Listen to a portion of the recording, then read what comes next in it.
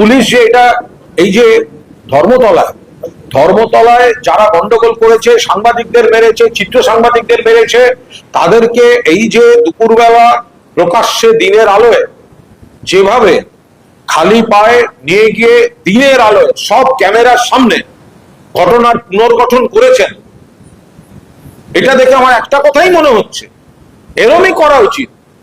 বারুইপুরের ক্ষেত্রে মাঝরাতে নিয়ে যাওয়া হলো কেন? সেখানে কেন দিনের বেলা নিয়ে যাওয়া হয়নি? সেখানে কেন ক্যামেরার সামনে নিয়ে যাওয়া হয়নি? সেখানে যে এনকাউন্টারের গল্পটা হলো তার ভিডিও নেই কেন? এমন কি ঘটনা ঘটলো যে সেদিনকে শুধু মাঝরাতে নিয়ে যাওয়া হলো, আর বাকিদের যখন ধরা হয় তখন প্রকাশ্যে দিনের আলোয় নিয়ে যাওয়া হয়? আমি কিন্তু দিনের আলোয় নিয়ে যাওয়াটাকে কোথাও কন্ট্রাডিক্ট করছি না।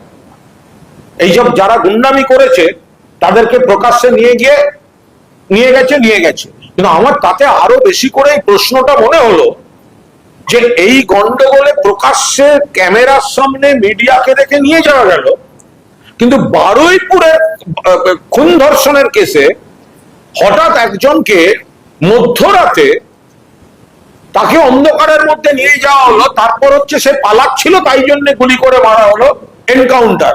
তাহলে বাকি সমস্তগুলো দিনের আলোয় হয়, শুধু সেইটা মাঝরাতে হয়েছিল কেন?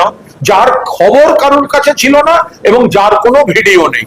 সেই যে পুলিশের রিভলভার টেনে নিচ্ছে, সেই যে গুলি চালাচ্ছে, তারপর পুলিশ কাউন্টার ফায়ার করছে, তা যদি দিনের বেলায় থাকতো তাহলে সকলের ছবি টবিগুলো তুলতে পারতো আজকে যেরকম তুলেছে।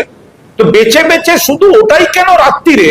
এইটা একটা প্রশ্ন। আজকে দিনের বেলার এই রিকনস্ট্রাকশন থেকে রাতের রিকনস্ট্রাকশন নিয়ে একটা প্রশ্ন উঠে আসছে।